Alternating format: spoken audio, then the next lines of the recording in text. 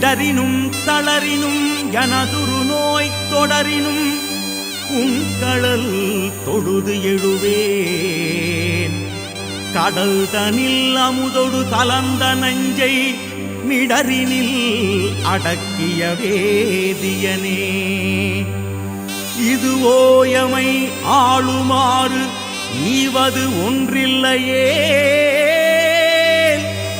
அதுவோ உமதின் அருள் ஆவடுதுறை அரணே.